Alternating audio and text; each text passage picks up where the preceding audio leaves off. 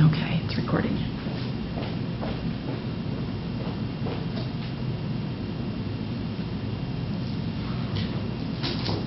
Hello, my name's Amy.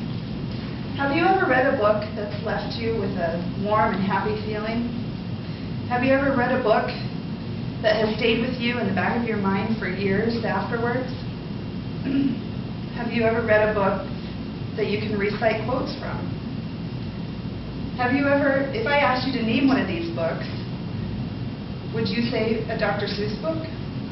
If you answered yes to any of these questions, then you may believe, like many others, that Dr. Seuss was a literary genius.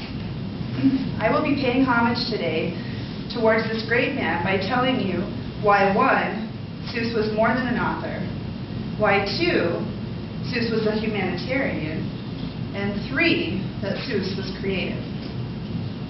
Dr. Seuss wrote many books, but let's talk a little about his early years and motivations. Seuss was more than an author. Philip Nell of Random House tells us in Seuss's biography about his early beginnings. Born Theodore Seuss Geisel, he attended Dartmouth College, where he was more interested in drawing than writing. He published cartoons in the college humor magazine, and after college started a career in advertising. Seuss started an ad campaign that was, in its time, as big as the Got Milk of today. In 1928, Quick Henry the Flit was a slogan for an insecticide, which became a well-known saying in households and conversation during its time. Philip Nell of Random House also describes Seuss's commitment to children. Although Seuss never had any children of his own, except for 2 stepdaughters, he loved children and was invested in their ability to read and their education. He felt the Dick and Jane books were boring to children, and this impeded the process of reading. Henceforth, he wrote The Cat in the Hat, Green Eggs and Ham, and One Fish, Two Fish, Red Fish, Blue Fish, in an attempt to help kids learn to read. Seuss was quoted in saying, "Children's reading and children's thinking are the rock-bottom base upon which this country will rise, or not rise." Seuss was not only a marketer of advertising, but by coming up with sayings like Quick Henry the Flit, but he was a proponent of education as well, with helping children learn to read. And while he was teaching children to read, he was instilling morals, ethics, and values. This leads me to my second point. Seuss was a humanitarian. In his article, The Secret Alchemy of Dr. Seuss, published in the Journal of Mythic Arts, author Heinz Finkel writes about Dr. Seuss's book, The Lorax, and how it sends a message of environmental protection. In this book, the One Fleur exploits the environment by cutting down all the truffula trees to make a product called a thneed. The Lorax, who speaks for the trees, watches helplessly as the beautiful landscape is turned into an industrial blight with polluted water, polluted air, and a sunless panorama of truffula stumps. The reader cannot help but feel a sense of sadness at the destruction and greed. Pro-logging groups actually tried to get this book banned in several states from school reading lists. This, however, did not stop Seuss from writing other books with political messages. Philip Nell of Random House describes other stories that were born from politics. Yertle the Turtle is a dictator who oppresses his citizens, but is toppled by one turtle named Max. This is a representation of Adolf Hitler, and Seuss states in the book, "Turtles, of course, all the turtles are free, as turtles and maybe all creatures should be." The book, The Sneetches, sends a message of anti-Semitism, where stars on the Sneetches' bellies are a symbol of discrimination or privilege. Horton Hears a Who is unmistakably a lesson of equality, with its famous line, "A person's a person, no matter how small." But it also states, as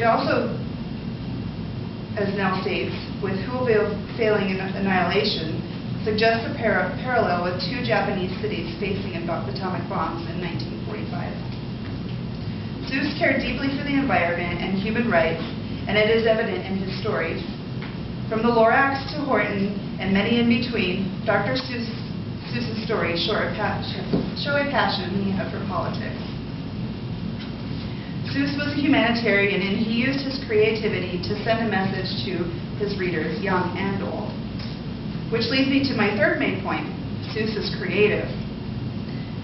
Philip Nell, writer for Random House, mentioned before, talks about Seuss's knack for making up words and characters.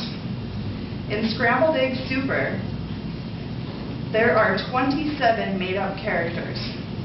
They are the ruffled-necked salamagooks, the chisel-topped grouse, the shaved-roosting quail, the lassalack, the spritz, the flannel-winged jay, the twiggler owl, the queet, the strudel, the quiggler, the long-legged quong, the grice, the pelf, the single-file zoomian zooks, the mounts fruku cuckoo, the three-eyelash tizzy, the grickly gratus, the ziff, the zuff, the moth-watching sneth, the doff, the bombastic aghast, the mop-noodled finch, the beagle-beaked bald-headed grinch, not to be confused with the one that stole Christmas, the wogs, the ham-icka-shim-icka-sham-icka-shop, and lastly, Jill-icka-jest.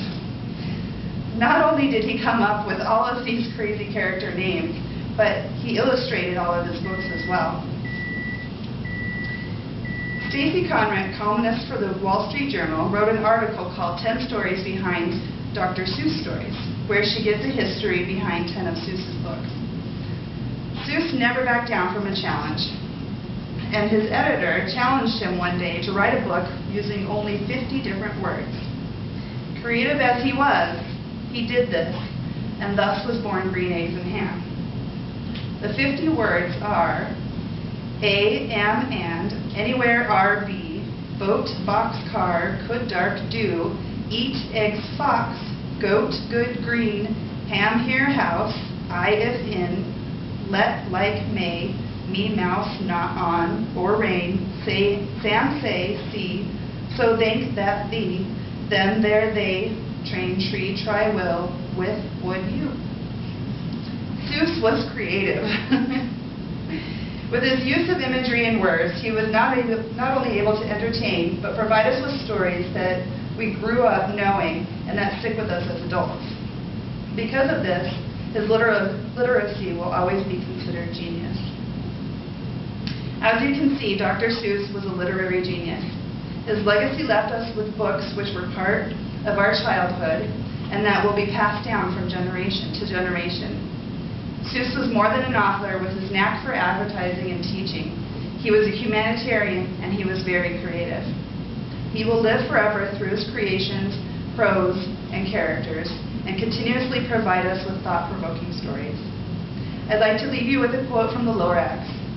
Unless someone like you cares a whole awful lot, nothing's going to get better. It's not. Thank you for listening. Very good. Not one on. You did very well.